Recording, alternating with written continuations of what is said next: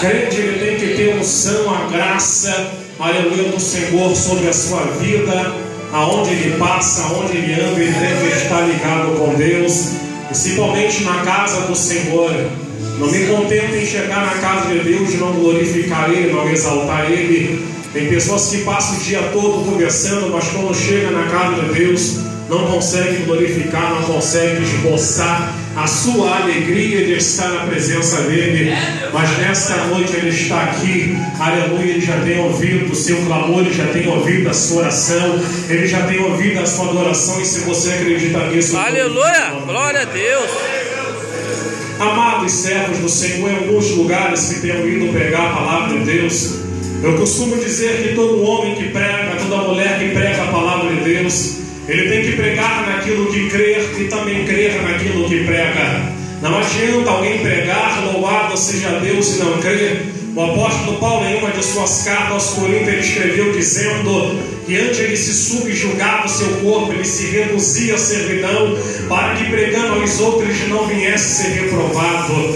Aleluia, porque de muitos crentes reprovados hoje em dia, porque estão pregando sem fé, estão pregando sem convicção, estão pregando, louvado seja Deus, e não tem um caráter de vida lá fora. Crente tem que ser crente aqui, tem que ser crente na sua casa, tem que ser crente no seu trabalho, tem que ser crente lá onde ele esteja. Ele tem que ser, louvado seja Deus, um servo e uma serva do Senhor.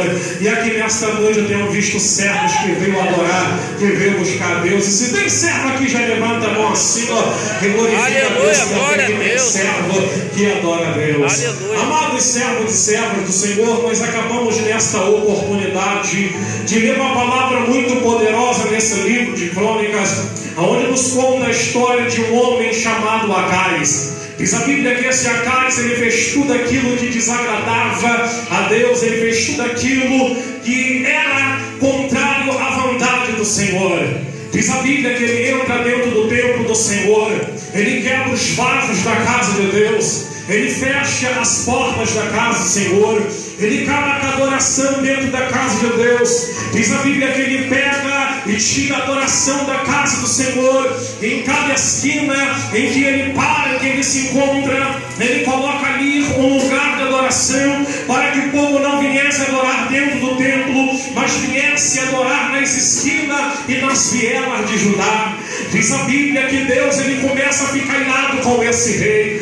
Diz a Bíblia que Deus, ele começa a ficar contristado com esse rei, porque ele acaba com a adoração, ele acaba, louvado seja Deus, com os vasos da casa de Deus, aleluia, destruindo, acabando-se com aquilo que Deus havia feito, com que Deus havia construído, aleluia, com fé, com graça, usando seus servos naquele lugar. Ele acaba com a adoração dentro do templo. Quando acaba-se a adoração, quando se acaba os vasos dentro da casa de Deus, aleluia, acaba-se a graça, acaba-se a unção, acaba-se a virtude. Mas quando a igreja tem vaso, mas quando a igreja, louvado seja o nome santo do Senhor, alguém ainda que coloca o seu joelho em terra e derrama as suas lágrimas, crentes que ainda, louvado seja Deus, busca com fé e com coragem, o diabo ele vai se levantar, o diabo ele vai, louvado seja Deus, armar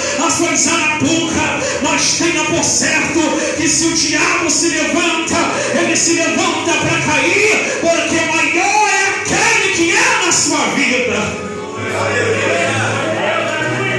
Diz a Bíblia que Deus, ele começa a observar isso, aleluia. Esse rei Acais, ele morre, o seu filho Ezequias começa a reinar em seu lugar. Diz a Bíblia que a primeira coisa que Ezequias faz quando assume o reinado após o seu pai Acais morrer, é observar aquilo que estava acontecendo dentro do templo. Ele chama os levitas, manda que os levitas venham se consagrar, manda que os levitas venham buscar, manda que os levitas venham entrar em consagração a Deus. Meu Deus, aleluia. Olha, vamos se consagrar, vamos preparar. Olha o que os nossos antepassados eles fizeram. E alguém talvez pergunta, mas o que eles fez? Ezequias fala, olha, eles fecharam, louvado seja Deus, a porta. Eles apagaram, louvado seja Deus, as lâmpadas. Eles não queimaram incenso e também não ofereceram mais holocausto no santuário do Senhor. Meu Deus, aleluia.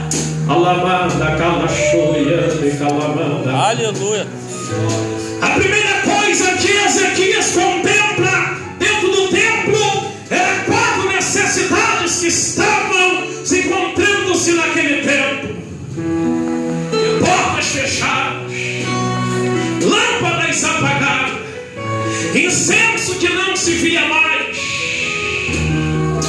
Alamanda, calachoia, calamanda. Ele observa 4 necessidades no templo. Olha para o seu irmão e fala assim: ó, as 4 necessidades no templo. Glória. Meu Deus, aleluia. 4 necessidades que ele observa, louvado seja Deus, neste lugar. A primeira necessidade que ele encontra é que as portas estavam fechadas. Quando a porta está fechada, não há liberdade para entrar-se, porque a porta está fechada. Esse tempo, eu falo o tempo da nossa vida, porque Paulo escreveu dizendo que o nosso corpo, a nossa vida é o templo do Espírito de Deus. Aleluia, glória a Deus. E a pior coisa que tem é quando alguém está com a sua porta fechada. Aleluia. A porta fechada da vida espiritual. A porta fechada da consagração diante de Deus. A porta fechada da humilhação. Quando a porta está fechada, as coisas não acontecem. Quando as portas estão fechadas, as coisas não vão para frente, porque a porta está fechada. O irmão cantou aqui nesta noite: não é nem que eu tenha que descer pelo telhado. Aleluia, aquele paralítico, ele tentou encontrar um lugar na porta, mas não havia lugar na porta para ele passar. Por quê? Porque a multidão era intensa. E ainda mais paralítico, como é que ele iria entrar naquela porta? Aquela porta estava fechada. Mas quem tem a graça de Deus, mas quem tem a virtude, a coragem, ele procura uma porta para entrar. Ele cria uma porta para chegar até o mestre. Louvado seja o nome santo do Senhor. Olha para o teu irmão e fala assim para ele: quando não tiver lugar na porta para você, cria uma porta. Louvado seja Deus. Aquele homem, quando chega diante de Jesus, Jesus fala para ele: meu filho, perdoados estão os teus pecados. Os homens que estão ali diz: quem é esse homem que pode perdoar pecado? Não é só Deus que pode perdoar pecado. Aí Jesus diz: o que é mais fácil, dizer esse paralítico, levante e anda, ou dizer para ele: perdoados estão os seus pecados? Mas eu quero dizer para vocês que o Filho do Homem tem na terra tanto poder para perdoar pecado, mas eu também tenho poder de olhar para esse homem e dizer para ele: meu filho, levanta, levanta, levanta, levanta, levanta, levanta. Aleluia. Glória a Deus. Diz a Bíblia, mas é uma conjecturação minha, quero eu que aquele homem olha, ele diz assim: olha, eu queria entrar pela porta, mas eu não consegui por causa desta multidão, eu não consegui ultrapassar. Mas eu quero dizer para vocês: abre espaço, porque agora eu estou andando. Abre espaço, porque agora eu quero passar. Eu quero dizer para você, louvado seja Deus, que quando você vê que as coisas estão difíceis, que ainda que a porta venha estar fechada, tenta criar uma para chegar até Jesus. Aleluia. Glória a Deus. Santos de Israel. Porque a pior coisa que tem é porta fechada.